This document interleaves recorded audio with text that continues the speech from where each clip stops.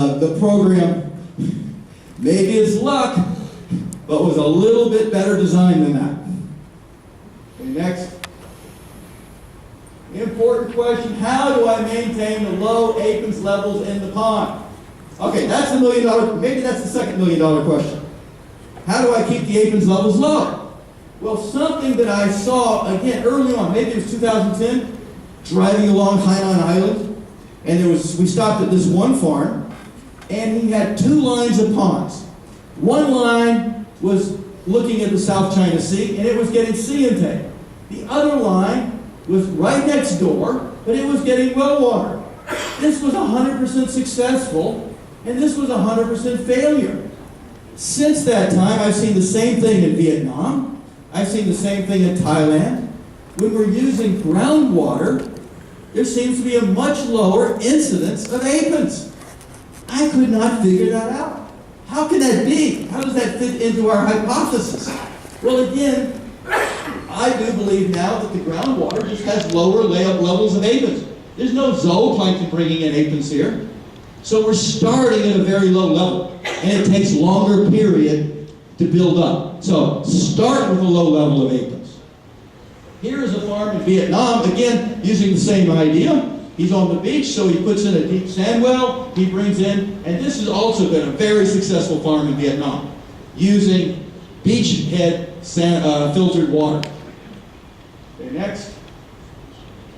Don't feed the aphids bacteria. Now this was, honestly, people, when I came here, people started talking about flock. I came from Belize, we used flock, and somehow it got conceptualized that to have flock you need molasses. I never used molasses in Belize. You don't need molasses to grow flock. But what molasses does grow is aphids. You can prove it. Take yourself an aquarium, put molasses in it, put your shrimp, put some aphids, they'll die. Don't put the molasses, they won't die. The molasses grows aphids. Now let's look at that theoretically. Aphids is a green TCBS. Green TCBS use monosaccharides. They don't use di or polysaccharides. So in our thinking, we're going, molasses is sucrose. Aphids won't eat. No, molasses, if you look at Wikipedia, that's where I get most of my information, Wikipedia. I think there's 20-25% glucose fructose in molasses. It's not full sucrose. It is a byproduct of sucrose production. So when we're dumping a lot of probiotics with molasses in the pond, and I can show you real instances, we got time, of ponds and farms that did this, and they failed and failed and failed, and they stopped failing.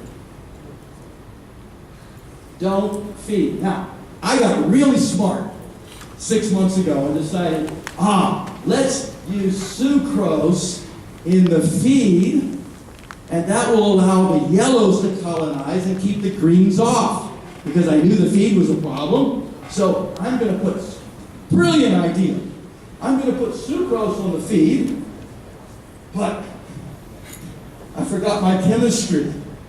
Sucrose is basically two glucose molecules that when you put them in a complex biochemical reactor like a pond, and hydrolyze the glucose times 2. I killed off 2 ponds real fast.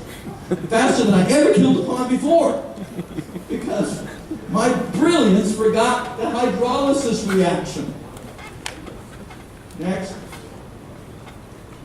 Encourage environmental diversity and complexity. So when we run challenges, what I call mature water, that's water that I don't chlorinate, that I just add different stuff to and get more, and you can see the different complexities of the bacterial communities. If I had chlorinated water, there'd only be like 3 or 4 bacteria down here. But with tilapia water, or flock water, or mature water, where we're dealing with more complex communities, it's all positive for aphids control. Doesn't matter. Some people say flock, some people say tilapia, mature. You just need complex ecosystems. Next. Okay, demonstrated complex water-reduced aphids. Here's my tilapia picture. Yes, you get some of the complex bacteria out of here, and they actually have some aphids killing abilities. This is just one of many, but it's really about the complexity and not allowing an opportunist like Vibrio parahemolyticus to become dominant. Next. 4, quickly eliminate all substrates that aphids grows on and shrimp consume. Okay, coming at the bottom now. Uneaten feed, shrimp mulch, sludge, foam from dying algae blooms, all great collection points for aphids bacteria. So, how is this possible? I think this is one of the most fantastic inventions of all time. Next, the shrimp toilet. Okay, this is a must for every shrimp farmer in Southeast Asia, if not the world today. With the properly installed toilet and flushing device, you can reduce the level of aphids to the point it's no longer a problem. The shrimp toilet. Basically, what's the cost? I don't know. How long does it take you to go out there and dig a hole? Okay, next. Okay, so you can have toilets in earthen ponds. We don't need to line ponds. You can have earthen ponds. You can put a toilet in an earthen pond. This works. Grow shrimp. Next. We can put it in a line pond. This works. You grow shrimp. Next. And then you got to flush it. So, when you start building up the biomass as we build up, every 10 minutes or every hour they'll be flushed 10 minutes, and you'll get this coming out, and you need to wait until it gets clear. Now your bottom's clean. Next. We're removing the molds. Now, some farmers are so considerate, they capture the molds that come out of the toilet because they don't want to infect the water. Well, I think that's good. But what this shows you is how much molds are being collected from the toilet in real time, not allowing the shrimp time to eat them. Next. And there's a trend of making large ponds into smaller ponds, because smaller ponds are easier to control, easier to keep the bottom clean. But I showed you that second slide, that was a 1 hectare pond that was kept clean enough to get 30 tons of 50-gram shrimp out. So it doesn't have to be super small, but again, a lot of people are going smaller from larger because it is easier. And I can tell you, from my own experience, if I got a choice of small or big, I'll go with smaller. But if I don't have a chance to cut it down, if I got a 1 hectare pond, I can make it work. Next. The amount of water you need to flush. This is some areas that we're still working on, and there's a lot of improvement. You can come up with better ways. Now, on this scheme, we're using a reservoir that is 50% of the culture area. I think we can get better than that. I think we can get down to maybe 30% reservoir and 60 or 70%. But today, this would be a common configuration with a lot of water to flush the ponds. Okay, next. And then, as a final reminder or final note, don't put the flush in the environment. This is nasty stuff. Create a settling or a sludge pond. Now in this case, this is a very deep pond. And they put tilapia. Now those tilapia actually recycle a lot of the waste. They keep your sludge pond a lot cleaner. You don't have to regenerate it so often.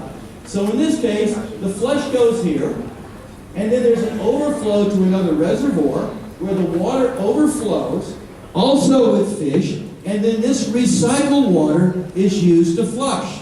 So in this case, it's a completely recycled system.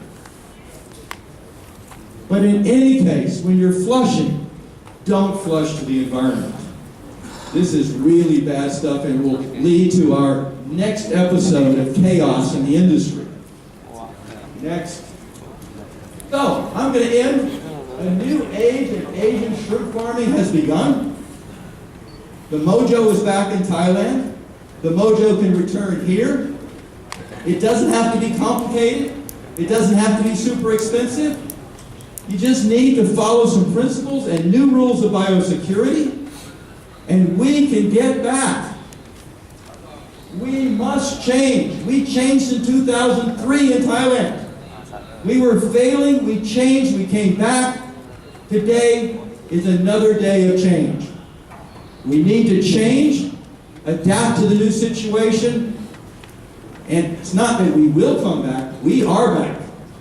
It's getting better. Next.